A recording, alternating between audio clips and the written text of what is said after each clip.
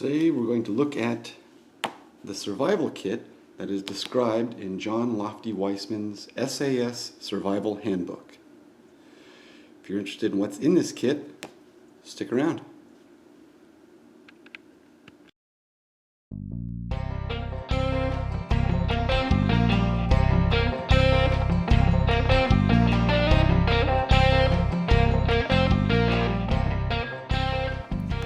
What's up everybody, PA Outdoors here, and if you're into any kind of wilderness survival, you've probably seen this book, the SAS Survival Handbook by John Lofty Weissman. This book was first published, from what I can tell, let's see, the first, looks like 1986. And it's still very relevant. This is probably the best-selling survival guide out there, maybe other than the military field manual, the U.S. military field manual. But this is pretty much the go-to book. This is the full-size version. They also make a pocket-size version, and I think you can. There's an app that has all the contents of this book that you can put right on your phone. What I want to talk about is the survival kit. There we go, the survival kit that he mentions in this book and the contents.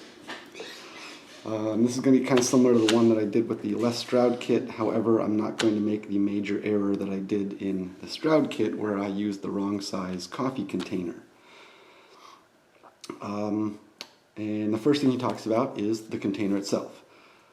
He recommends a 2-ounce tobacco tin. It's hardly noticeable, can be slipped into an anoric pocket. I don't have a 2-ounce tobacco tin. I did some researching online, and based on the dimensions that I could find, it's about the size of this box of screws.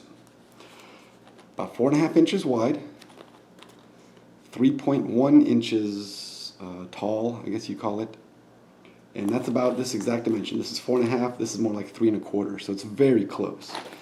Now the tobacco tins I found are 1 inch tall. This is more like 1.5 inches.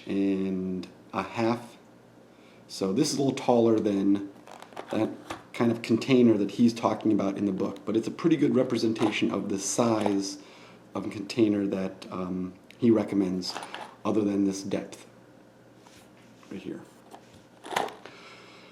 So I'm not going to try and fit into like an Altoids tin, and basically it's like 4 Altoids tin. If you put one here, and then stacked them too high, that's about the size of container we're talking about. And you can find those 2-ounce tobacco tins online for under $10. As far as the container goes, what he recommends is in the lid, most of them just have a pop-off lid, they're not hinged. He recommends polishing the inside of that lid so it's a mirror finish, which in essence will give you a signal mirror. So for that, just based on this demonstration or examples, I'm going to include a small signal mirror.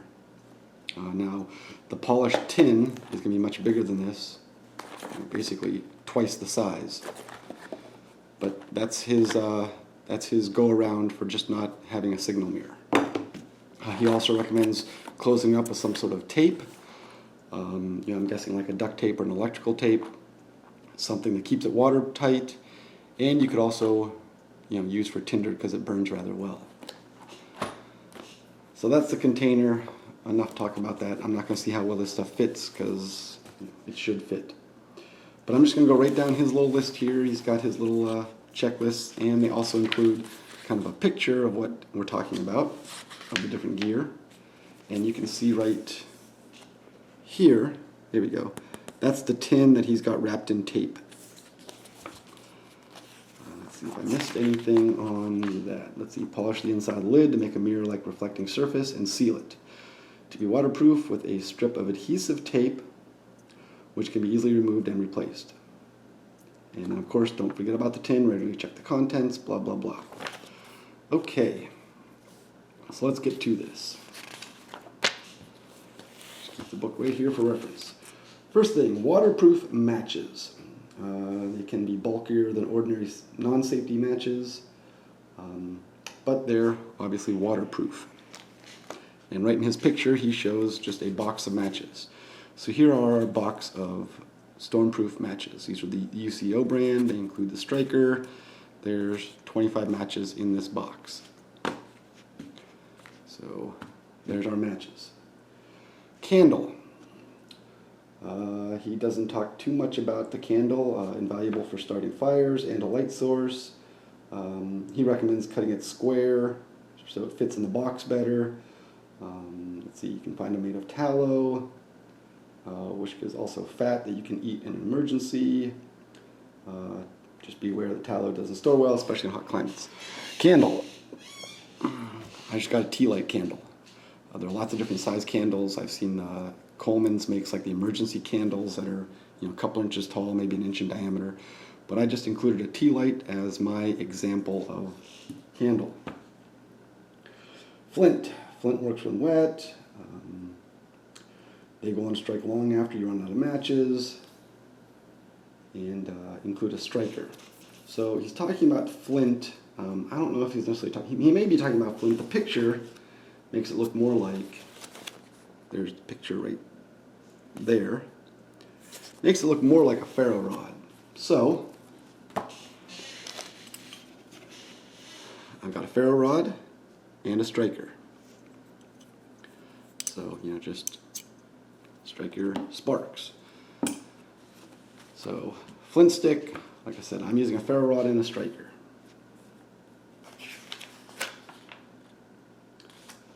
Magnifying glass, you can use to start fire, also use it to search for splinters and stings. So you can just get yourself a small magnifying lens, pop the lens out of the magnifying glass, or what I've got here, again just because it's small, easy to compact, is a Fresnel lens. Now it should be at least 4 power. I think anything less than 4 power, you're not going to get a fire going. You're not going to produce enough heat from the sun. So there is my magnifying glass. Up next, I keep losing the page. Needle and thread. Several needles, including at least one with a very large opening or eye that you can thread with sinew or coarse threads. So I just got this small sewing kit. It's not a very good example of what he is talking about. It only has a couple of small needles. But again, you get the idea. Just some thread, different size needles, just for a sewing kit, to take care of gear and whatnot. Fishing hook and line. So just a small fishing kit, which is what I put together here. This has 25 feet of monofilament line, an assortment of different size hooks, some split shot weight, and I even included some swivels in there. He doesn't really recommend how much fishing line you should have. I went with 25 feet, and that may be more, and I may even put more in there. For the main reason is going through his kit here, he doesn't include any other cordage. So just based on his kit, this is the only kind of cordage other than the thread in your sewing kit. This is the only cordage you're going to have. So if you need to tie up some stuff to make shelters, this is all you have unless you're going to use, and make natural cordage. Process that down to make natural cordage. So there's your fishing line, hooks, and some split shot sinkers. Compass, a luminous button compass. Liquid filled type is the best. Check that it does not leak, has no bubbles, is fully serviceable. So button compasses are, cheap. And notoriously not very accurate. It's going to give you north, it's going to give you your bearing of north, and that's about all it's going to give you. I had this one lying around. It is liquid filled, there's no bubbles, it does point north. Button compasses, if you're going to go with button compasses, don't get the ones where you can get like 4 of them for $1. Spend some money and get a good quality button compass. Preferably one that has like a, it's not just all plastic. But again, for this example, I'm just using what I just happen to have lying around. Now the next one gave me some difficulty. A beta light. Beta lights provide a reliable and continuous light source for about 15 years. The lights are generally the size of a small coin, are self-illuminating, requiring no batteries, and are ideal for map reading. I don't have a beta light. And I don't exactly know even, I did a cursory Google search on beta lights, and I think they're just some sort of phosphorus, or phosphorescent light. But I don't have one, so what I did include was, obviously it's not going to give me 15 years of life, maybe 15 years of shelf life and 15 hours of light, but just a very small chem light, like a 4-inch long chem light. It's not exactly what he describes, but I'm not going to go and just buy a kind of a specialized light just for that purposes. So this doesn't require batteries, give you enough light for map reading, and so that's what I'm using as a stand-in for the beta light. Snare wire. He recommends 2 to 3 feet of brass wire. That's about what this is right here. Get into the camera, there we go. 2 to 3 feet of brass wire that you can just tie up to make snares with. Next on his list is a flexible saw. These are these saws that we all kind of hate. This is a Coleman's. This doesn't have the key rings on the ends. This just has this kind of nylon strap. And if you don't know what these are, you've never used one, basically just gives you a pretty long piece of braided wire. You can see the braids on there. There we go. So it's very coarse, and it just gives you the ability to, saw some wood. So a flexible saw. Medical kit, which depends on your own skills in using it. Pack medicines in airtight containers with cotton wool to prevent them from rattling. And he just gives kind of a rundown of what he recommends for medications. An analgesic, an intestinal sedative, something like Imodium, antibiotics, if you can get yourself some hands on some antibiotics. He even recommends a dose of 250 milligrams of tablets, 4 times daily, repeating for 5 to 7 days.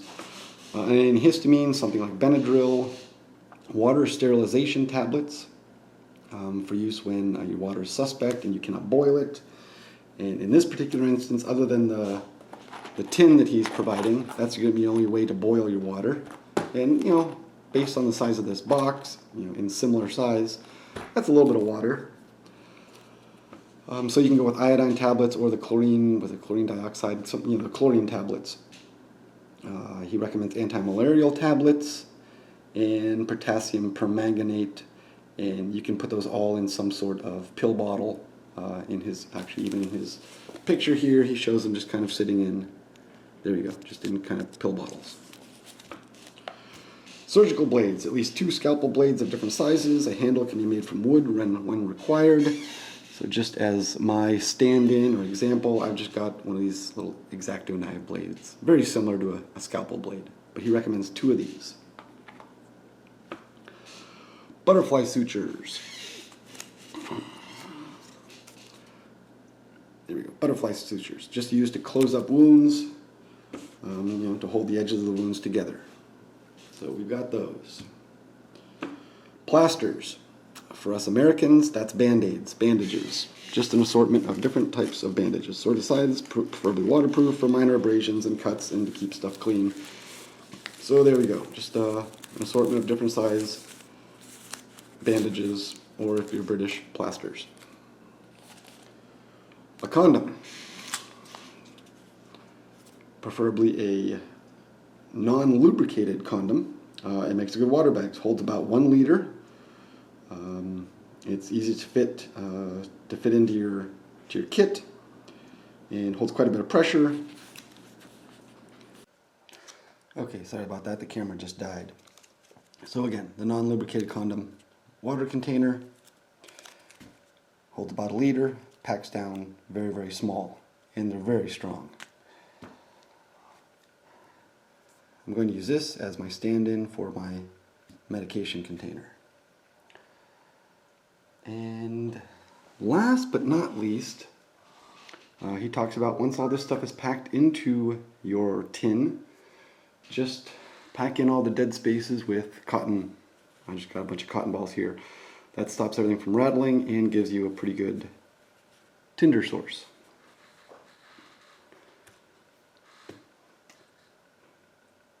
Now, before anyone asks, where's the knife? I mean, that's the contents of the kit based on the book. Everyone's going to ask, where's the knife? In the book, he already talks about carrying, you already have the knife on your hip. You're not going to go out without a knife, so that is already on your hip. And he talks about choosing your knife, whether you're getting a folding knife. He talks about parangs, and he talks about fixed blade knives, and there's even a little section on sharpening the knife. Doesn't get into too much. He talks about in the United Kingdom laws as far as blade length and stuff like that. When this book was written, current knife laws in the UK state that knives where the blade folds in the handle are legal as long as the blade is shorter than 3 inches. And then, like I said, he goes into some other stuff, talks about full tang versus partial tang knives, that sort of thing. So that's his kit, minus the knife, which is already on your hip. Now, he does talk about his survival pouch. Something you put in a car, a boat, or your aircraft that takes up more space but can easily be stowed under under a seat or something like that. And that goes into lots of things about a bigger container, food, a flashlight. The container he recommends is the British mess tin, flares, a marking panel, like I said, brew kit, food, some sort of survival bag, and I'll talk about that one more second, and a survival log, like a notebook and a pen. Now, far be it from me to critique John Weissman. I'm just an outdoor enthusiast from Pennsylvania who's got a YouTube channel. But if this was my kit that I was taking with me, I would add just a couple of things. First thing I would add, and he includes this, as I said, he includes this in his bigger kit. He calls it a survival bag. But I would use some sort of Mylar space blanket. If nothing else, gives you a little bit of cover. And some thermal insulation, that sort of stuff. We all know about these. So I would include one of these. I would also include a whistle. Some sort of small, lightweight, even plastic whistle without the P. The little ball that's inside a lot of whistles, those tend to freeze up, which makes the whistle useless. So one of those. And again, I talked about getting an extra amount of fishing line because that's your only cordage. I would include some sort of cordage, something small like this is number 18 bank line. This is 25 feet of bank line, and it packs down pretty small. I could probably even roll this up tighter to take up less space. But those are the 3 things that I would add if I was taking this kit out with me.